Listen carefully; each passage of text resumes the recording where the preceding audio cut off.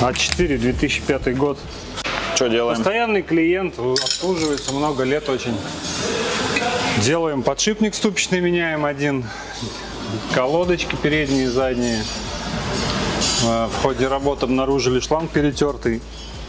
Ну, почти перетерся, тормозной меняем. Задние амортизаторы. Защиту вот надо закрепить, видишь, отвалилась от возраста. Ну и так, что там по электрике еще. В целом, старые машины тяжелее обслуживать с точки зрения того, что все сложнее откручивается, да? Да, Всё. ломается. Доступность запчастей тоже уже сложнее сейчас подбирать. Вот. Плюс одно начинаешь делать что-нибудь, другое там тянется, другое. Поэтому человек приехал одно сделать, я уже ему позвонил, говорю, это еще надо. Он говорит, ну а что, надо делать. У тебя же у самого Passat далеко не новый. Как ты решаешь проблему с запчастями? 2003 год. А? Вот из Японии заказываю запчасти. Из Японии? Да, в Красноярске есть контора там. Сотрудничаю с ними, заказываю бэушку хорошую. И как по цене из Красноярска, из Японии нормально? Адекватно получается? Ну, просто тут даже речь не о том, просто здесь не найти хороших. Здесь смотришь, там тоже железо.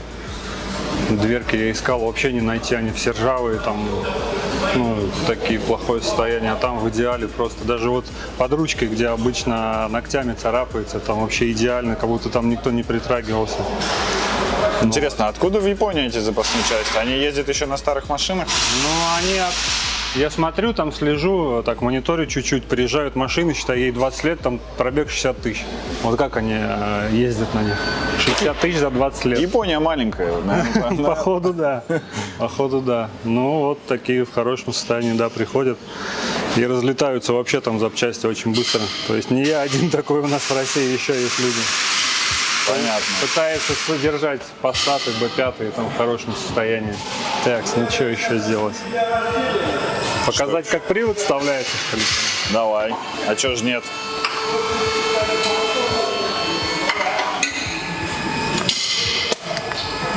Блин, а если люди сейчас увидят и тоже будут пользоваться? А это ноу-хау, да?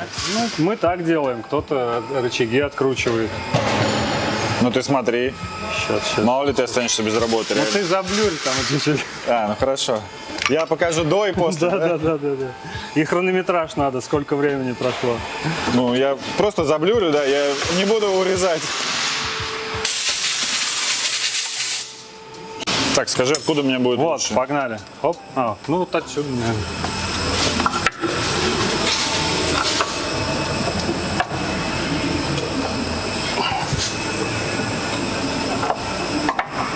Все, отпускай. Все. Так, а в чем уникальность процесса? Не снимал рычаги? Ну да, там бывает, ну просто здесь, на этой еще модели, на этом моторе удобно, тут довольно просто вылазит. А так бывает, прям надо очень сильно поддомкратить, очень сильно выкрутить. Бывает не выкручивает, ну в смысле не вылазит сюда. Ну и в основном люди откручивают рычаги,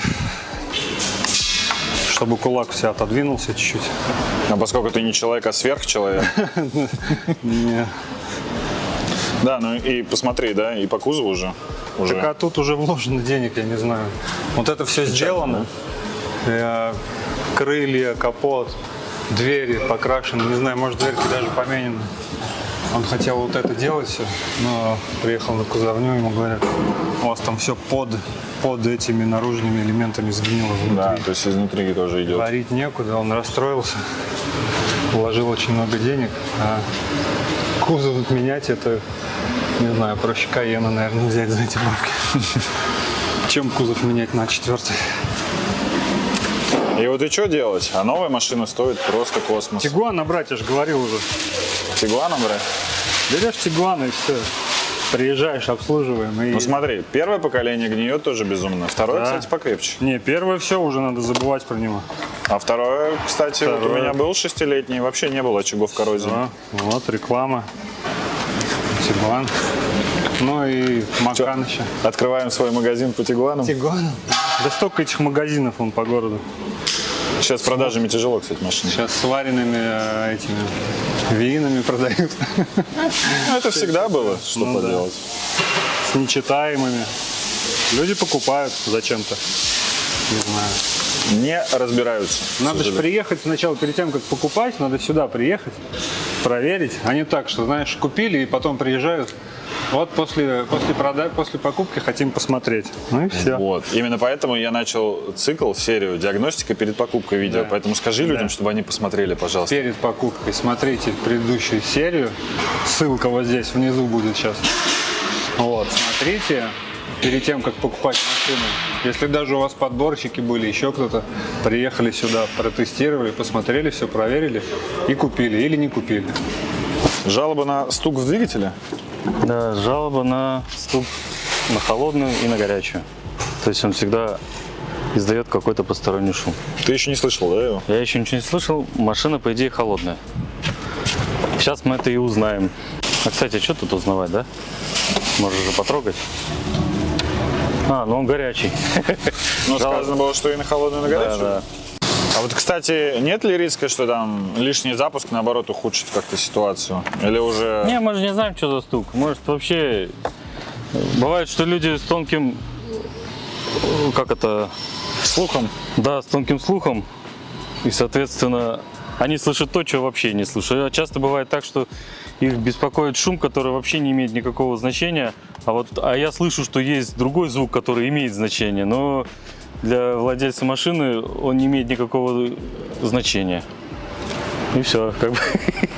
Ну, то есть это всегда надо по-хорошему, конечно, чтобы хозяин машины был рядом и рассказывал про...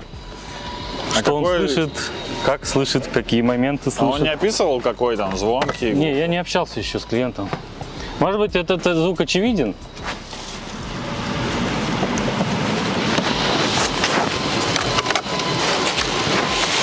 Может же быть такое. Ну, например, задрало уже поршни. Ну, по какой-либо причине. Ты сейчас подключил компьютер, но пока ты не заведешь двигатель, ты можешь увидеть какие-то ошибки?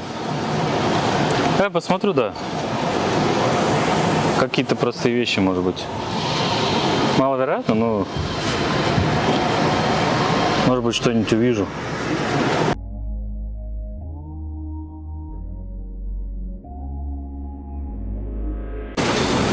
Ошибок нет.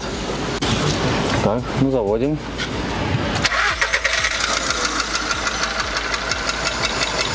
Ну стук очевиден. Что-то явно постукивает.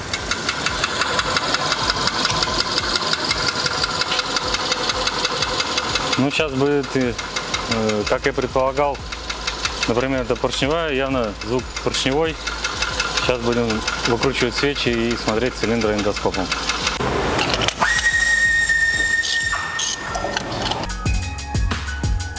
Выкручиваем свечи. А скажи, пожалуйста, может ли такое быть, что состояние цилиндра хорошее, но проблема с самим поршнем? Да, сейчас посмотрим, на самом деле. Ну, а вообще теоретически такое возможно? Или Не, если они же в есть, паре работают. Если что-то с поршнем произошло, то, скорее всего, он испортит и цилиндр. да. Ну, не, вероятность есть, что типа поршень поломался, но тогда, скорее всего, пропадет что-нибудь компрессия, что-нибудь такое. А тут явно мотор-то ровно работает. Он просто стучит всего лишь. Но на самом деле с этим стуком, как показывает практика, можно ездить долго и упорно. А про расход масла ничего владелец не говорил или владелица? Не, нету. Не, да, свечи все чистые. То есть нагара нет, да? Не, он есть, но он как бы... Незначительно. Да, не критично.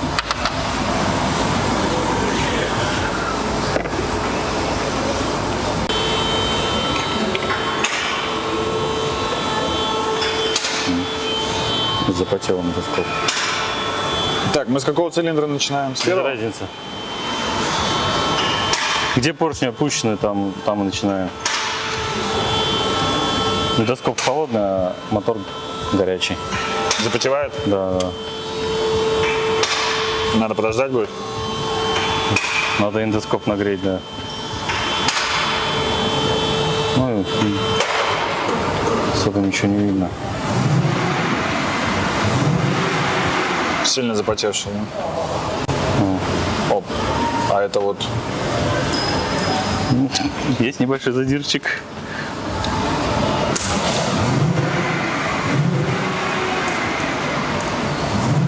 Вот такие полосы, это уже считается проблемой? Да, на самом деле нет. Это на самом деле визуально это кажется ого-го, а если его разобрать там пальцем, потрогать, то возможно, что даже не будет ничего ощущаться. То есть должно быть что-то более существенное. Да, явно что-то глубокое. Сейчас повернем мотор. Кстати, может там долезем. Угу.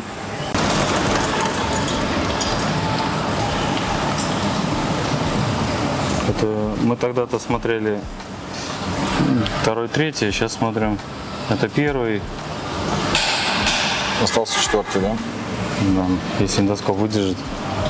Ну, здесь, видимо, камера на конце, и она уже капризничает.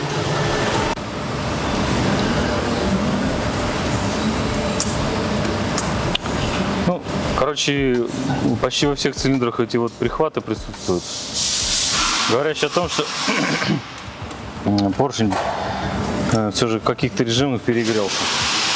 Скорее всего, это было где-нибудь на трассе, где-нибудь типа на скорости 150-160 и выше там, да. И длительное время он ехал в таком.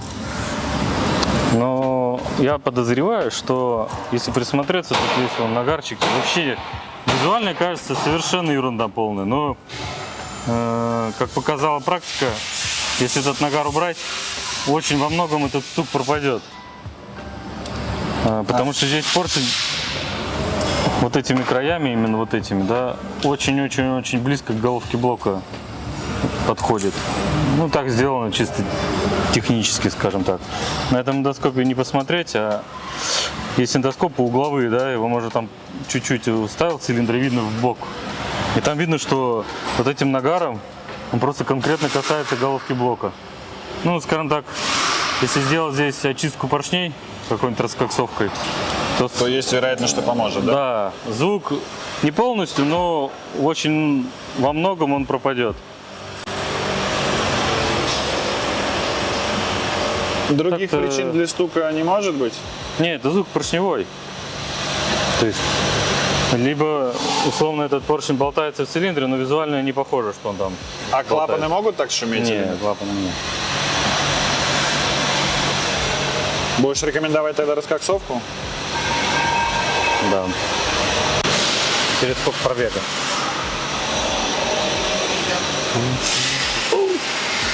343 тысячи. 343 тысячи? Я говорю, что интересно, сколько пробега. А скажи, пожалуйста, ты так вот визуально можешь определить, мотор капиталился или нет? Но он не капиталится. Это точная информация, да? Да. Ну, у него нет просто ремонтных размеров поршней. А, вот так вот. И все. Ну, как бы, что тут? То есть, если мотор закончен, то просто менять? Ну да. Александр Михайлович, какие новости есть? Может быть, по Дилижансу, может быть, по Союзу автосервисов на этом фронте? Ну да, конечно, есть новости. Ну, одна из таких интересных новостей. У нас в свободное помещение, которое освободилось после коробочников, как они ушли, да, появится новый арендатор. Да, этот арендатор занимается ремонтом, перешивкой, реконструкцией салонов автомобилей. Да, будут, наверное, с нами дружны и помогать, надеюсь, будут нашим клиентам в их заботах по их салону. И даже у них там детейлинг тоже, то есть они кузова будут мыть, чистить, полировать. Так что вот такая хорошая у нас есть новость. А есть еще новость. Союз автосервисов проводит деловую программу на выставке «Авто плюс автомеханика» в Санкт-Петербурге, которая вот уже через 2 недели будет. Это с 10 по 12 сентября выставка в Санкт-Петербурге. Ну, я там буду представлять и Союз, и Дилижанс тоже буду представлять. Поэтому, если кому-то интересно, что происходит в отрасли, какие новости есть у нас по нашим автомобилям, там на этой выставке будет параллельно работать салон ретро-автомобилей. Поэтому, пожалуйста, приходите все. Там у нас интересная деловая программа, она называется «Будущее авторемонта». То есть коллеги будут сидеть, круглый стол, фантазировать о том, как будет выглядеть ремонт автомобилей в каком-то обозримом будущем. Так что приходите. Здорово, спасибо большое. Да, Спасибо. Этот мотор, кстати, склонен вообще к стукам. Он обычно чаще всего вообще... Что за мотор, можешь сказать, пожалуйста? Цифна 1.6. А, так это тот самый на полу еще стоял. Многие жалуются, что он стучит. Да-да, так он склонен к стукам, да. При этом у владельца до этого не было таких стуков. Не было. Итак, ты пообщался с владельцем. Действительно, как ты и предполагал, на высокой скорости он в течение Клиент определенного сказал, времени что ехал. да, было все прекрасно. Но поехал куда-то по платной дороге и Выжил максимум. сказал, что 180 км в час ехал 5 минут. И вот сразу после этого появился вот этот стук. Проблема, скорее всего, не скорее всего, она явно связана с перегревом. И тут варианта, по сути, два. Либо система охлаждения не справилась с нагрузкой достаточно, да, либо все же форсунки все или топливный насос, короче, не хватило нужного объема топлива. Чуть-чуть все время не доливало, была немного бедновата смесь, и это стало критичным. Самое интересное, что задиры не выглядят какими-то существенными, но стук прям вообще неприятен.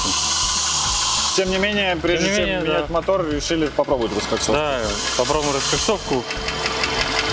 Берем нагар, может быть, станет потише, и это будет хоть какое-то решение. Да. А так, по сути, так как никаких ремонтных размеров нет на поршневую группу, по сути, это уже замена мотора.